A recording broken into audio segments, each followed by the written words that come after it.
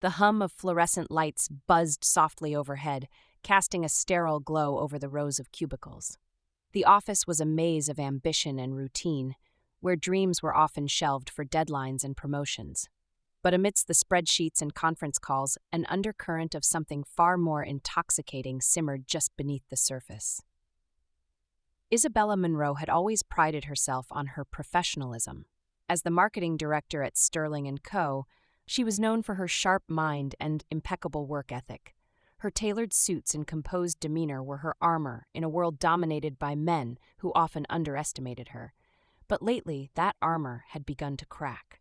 It started innocently enough, a lingering glance across the boardroom table, a brush of hands as they reached for the same document. Ethan Carter was new to the company, a rising star in the finance department with a reputation for being both brilliant and enigmatic.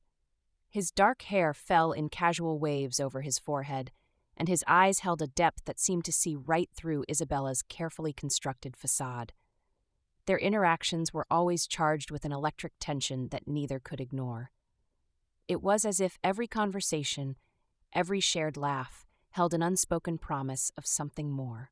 They both knew it was dangerous. Office romances were fraught with complications, but desire has a way of making even the most rational minds reckless.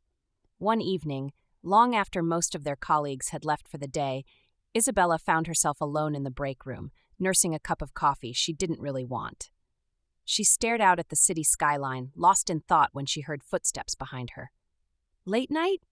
Ethan's voice was smooth, like velvet wrapping around her senses.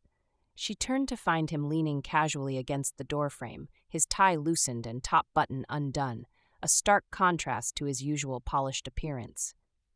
"Just trying to get ahead on some reports," she replied, forcing herself to maintain eye contact despite the fluttering in her chest.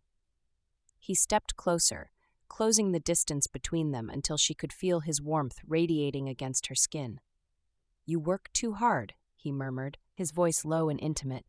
Isabella's breath hitched as he reached out to tuck a stray strand of hair behind her ear. The simple touch sent shivers down her spine. "And you don't," she countered weakly. Ethan's lips curved into a knowing smile. "Maybe I just have different priorities." The air between them crackled with unspoken desire as they stood there, inches apart, but worlds away from their professional personas. It would be so easy to give in, to let go of all their reservations and surrender to what they both wanted so desperately.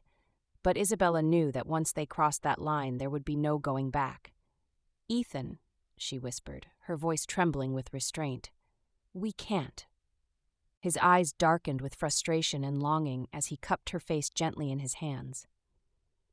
"I know," he said softly, "but I can't stop thinking about you."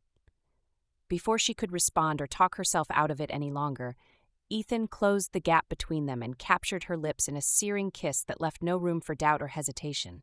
It was fierce and hungry, a culmination of all their stolen glances and suppressed desires finally unleashed. Isabella melted into him as their tongues danced together in perfect harmony, every touch igniting flames within them both, until they were consumed by passion unlike anything either had ever known before now.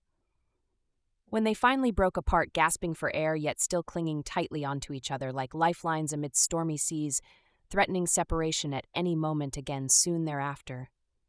"We'll figure this out," Ethan promised breathlessly while resting forehead against hers tenderly now instead, though still holding on to hope tightly too, despite everything else around them seeming uncertain, otherwise perhaps. And somehow, deep down inside herself, somewhere hidden away safely beneath layers upon layers built up over years spent guarding heart closely from potential harm caused by others' actions previously experienced firsthand personally,